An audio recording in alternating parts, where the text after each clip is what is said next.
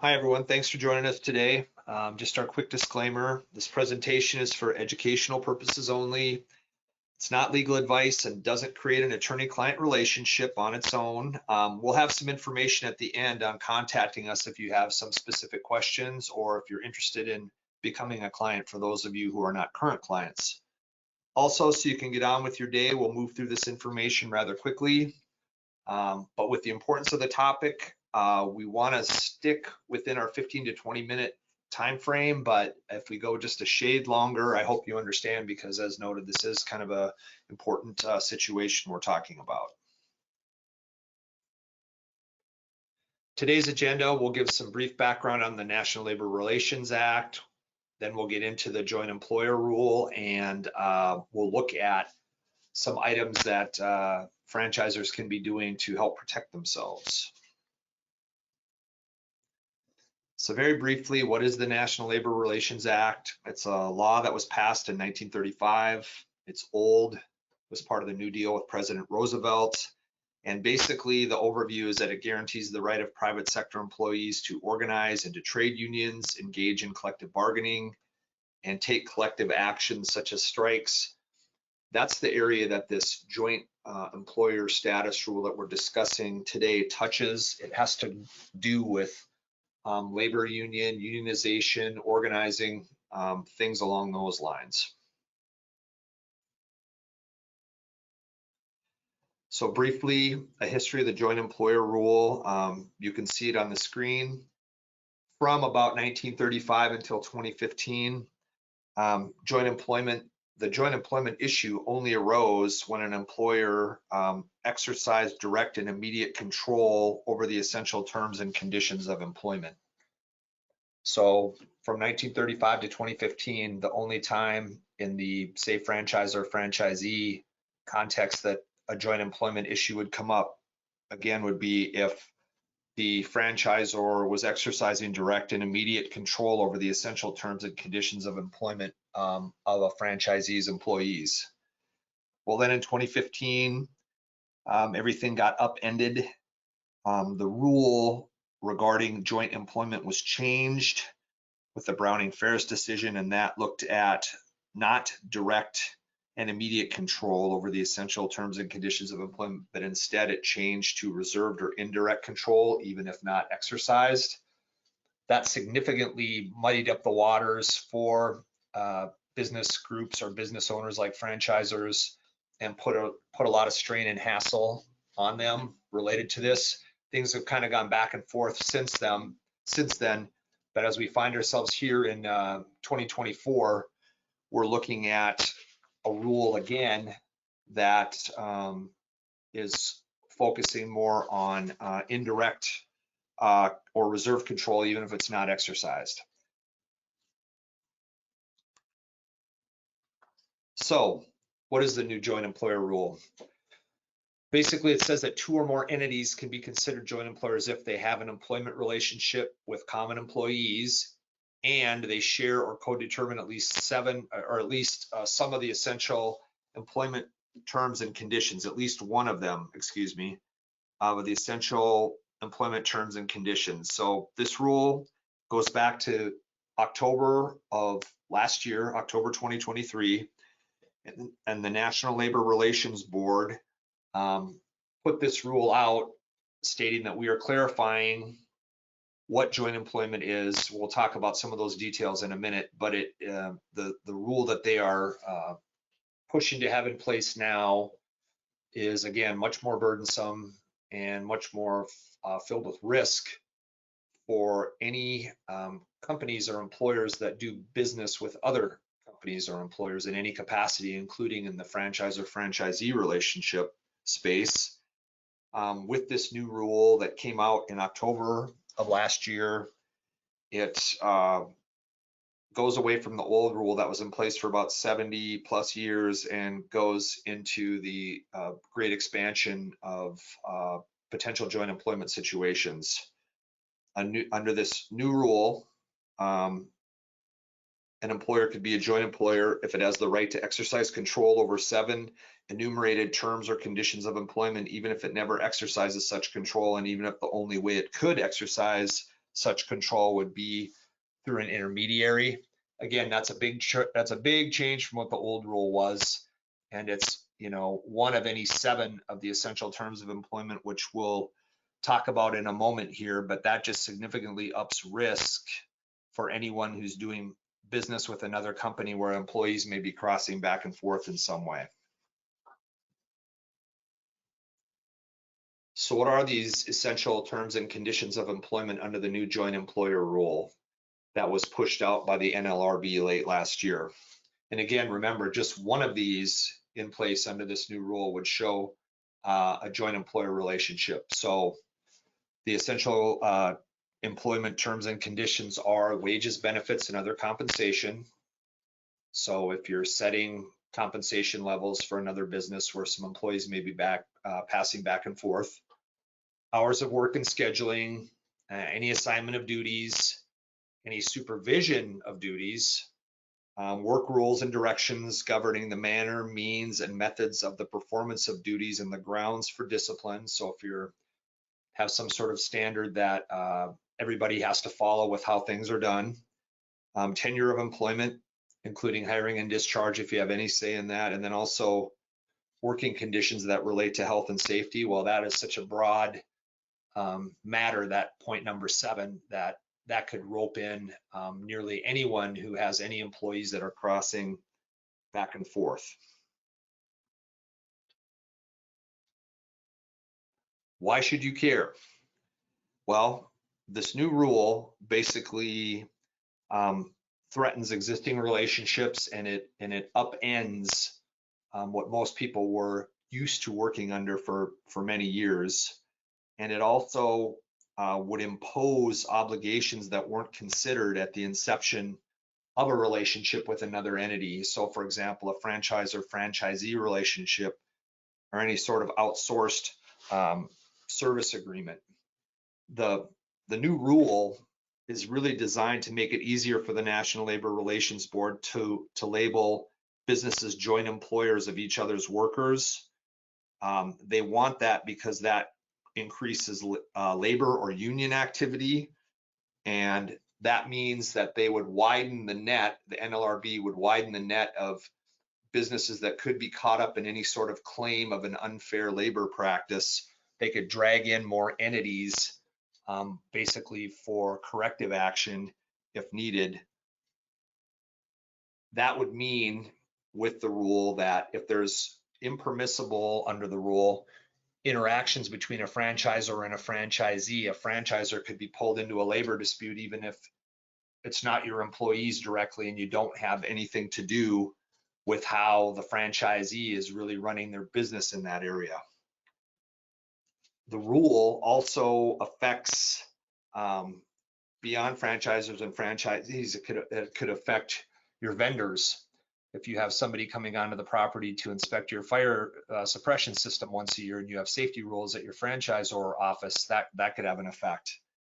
The good news with this rule, if any, is that it only affects this issue under the National Labor Relations Act. It doesn't have an effect on joint employment under federal wage and hour laws or any other state laws. But the bad news is that with the expansiveness of this rule, it could require a franchisor to be present at the collective bargaining table of a franchisee, even though the franchisor doesn't have anything to do with the franchisor's how it's handling, let's say, an unfair labor practice charge.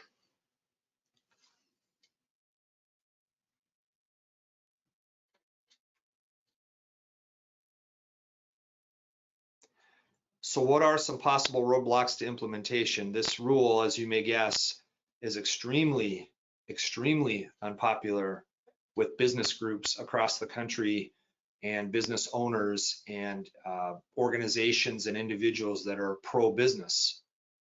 So this rule has been met with basically a storm of criticism. It was originally supposed to go into effect in December of last year, but the NLRB delayed implementation until February of this year. We'll talk about that in a moment, but there's been so much backlash against the rule that Congress even jumped in, the House of Representatives jumped in and tried to take some action, but that failed. That didn't go anywhere. But what is occurring right now, and what we will talk about in a moment, is that there is a lawsuit that has been brought to block implementation of the rule. It's led by the U.S. Chamber of Commerce and other business groups that don't want to see this rule go into effect in its present form. So the current status of that lawsuit was that the rule's effective date of Monday, 2 days ago, February 26th, the judge that's handling this lawsuit has stayed the implementation of the rule until March 11th of this year, so about another week and a half or so. The judge had a hearing on the case earlier this year, and the rule was supposed to go into effect this last Monday. Did not, because of the judge's action late last week of staying implementation of the rule until March 11th. What could possibly be happening is that the court is working on an order regarding the rule, and we'll put that rule out, or we'll put that order out sometime prior to March 11. That's what I would predict, but I'm not sure. We don't know what's going to happen. We also don't know what the court is going to say in their order. There's going to be some additional guidance given, but the possibilities are the rule could go into effect as is. The rule could go into effect but be modified, or the rule could be blocked. We don't know yet. We're just in a position right now where it's set to go into effect in a week and a half again, March 11th. So what should franchisors be doing right now? Well, there are several things that you can do in light of this rule hanging out there.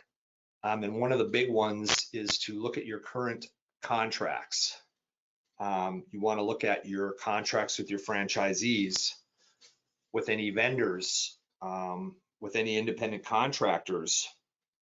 You really, in focusing though on your franchise or franchisee agreements, you want to look at avoiding joint employment. So you could be, as a franchisor, considered a joint employer with a franchisee if the franchisee's workers have the right in a contract you have with the franchisee where they can be scheduled by you as the franchisor, or if you're setting some sort of hours, or if you're providing guidance on work times, things like that.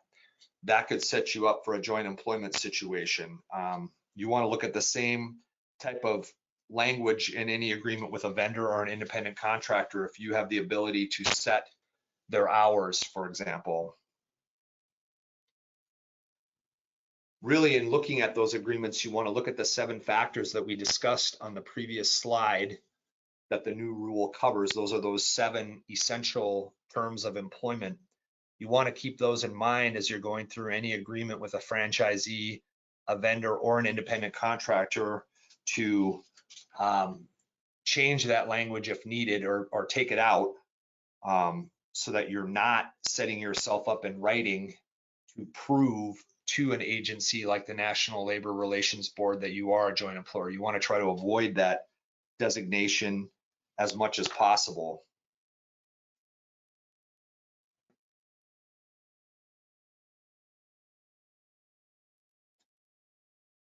So if you do find the language that we are discussing that covers or touches on any of those 7 essential elements of employment that could establish joint employment with another entity, you want to amend those contracts.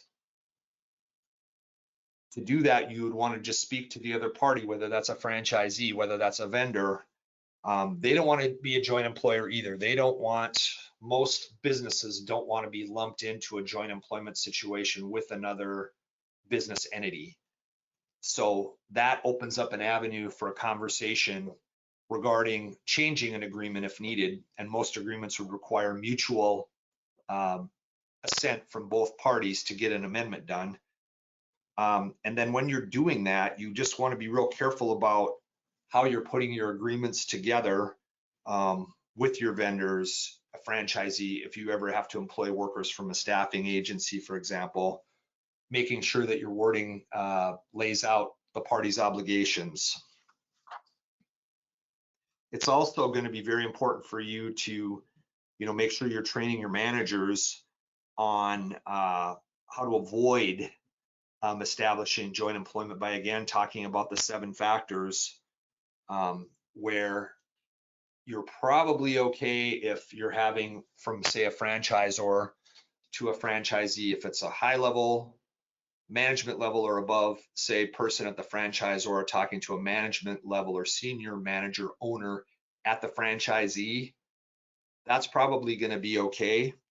But where you're going to get into trouble as a franchisor is if you're doing something where you're communicating with somebody who's not a high level employee in some way or directing work in some way.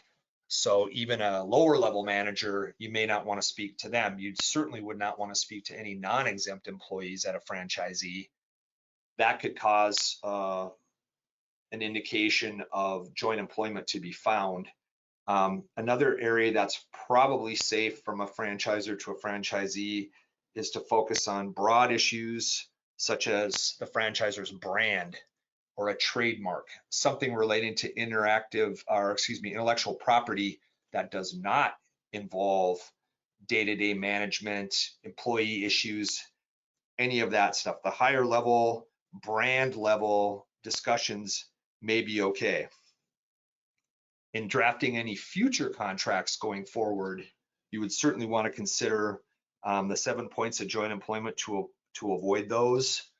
And another factor that franchisors that we work with have been doing is they're looking at actively putting a firewall between themselves and the franchisees by stopping any of those, say, for example, employment law related questions about employees coming from the franchisee to the franchisor. The firewall is a way to have a third party intermediary handle that business for you so that as a franchisor, you're not receiving those questions.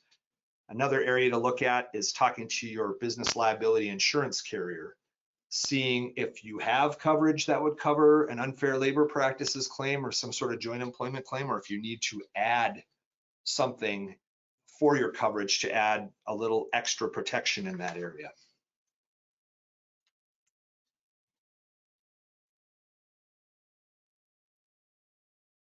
A step we strongly recommend is get legal assistance with these types of questions. Don't use a non-legal service for questions that seriously affect your business.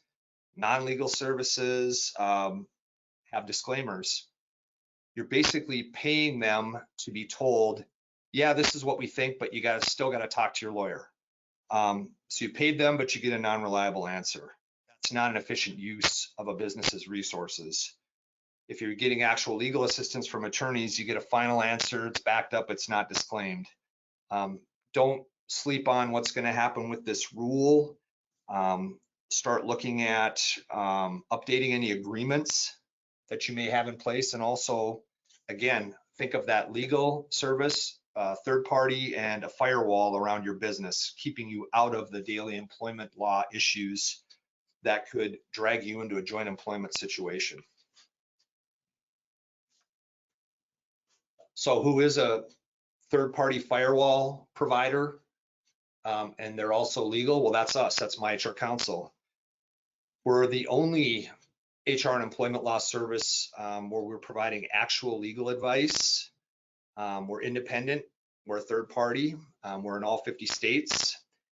We work on an affordable monthly subscription model versus calling your $600 an hour law firm guy who keeps you on the phone, keeps the meter running, and then may not get back to you for a while. We're also online. We're easily accessible, and communicating with us through our online portal provides you with not only confidentiality, but also attorney-client privilege where your information is not discoverable if there's some sort of dispute that would come up, unlike a non-legal service where any communications you had with them would be discoverable in a lawsuit. myHRcounsel understands the firewall concept. We've been working with franchisors the whole time we've been in business. You do, as a franchisor, get more peace of mind if you're providing a third-party firewall service like myHRcounsel to your franchisors, because they're not going to come to you with those informations, but you're going to know that they're being handled competently by an employment law attorney. It's really a way of giving yourself peace of mind and protecting your investment in your business. It doesn't benefit you to try to be dragged or to try to help with those issues, because again, you're just going to be getting into joint employment rule violations potentially. We've been in this space for a number of years. We're helping franchisors, and that's just one of the areas where we're designed to really protect your business and help keep you safe. If you're looking for more information, you can contact Ann Young, ayoung at myHRcounsel.com. Ann is our marketing person, and she really knows the issues and is ready to jump in and help with a franchisor and protecting them. Thank you everyone for joining us today. I went a little bit over our normal time frame, but again, this is such an important issue that we wanted to give it full attention. We appreciate your time. You will be receiving, as Dan noted, an email with credit information for SHRM or SPHR, HRCI, excuse me, and also a copy of the deck from today. Reach out with any questions. Thank you. We really appreciate you attending, and we'll see you on the next webinar. Thank you, Michael. That was really great information that gave the attendees today a lot to consider. If you have any questions and you're already a client of ours, you know that you can go into our Ask an Attorney portal, open a ticket, and speak to an attorney like Michael and get an answer within 2 hours or less. If you're a franchise or a business owner and aren't a myHRcounsel yet, but understand the value of having limited HR and employment legal advice whenever you need it, please reach out to us at info@myHRcounsel or to Ann directly at ayoung@myHRcounsel.com. We hope that you continue to follow us on social media at myHRcounsel and through our weekly newsletter as we continue to track the status of the joint employer rule. Thanks again for attending. We hope you have a great day, and we appreciate you taking time out of your day to join us today.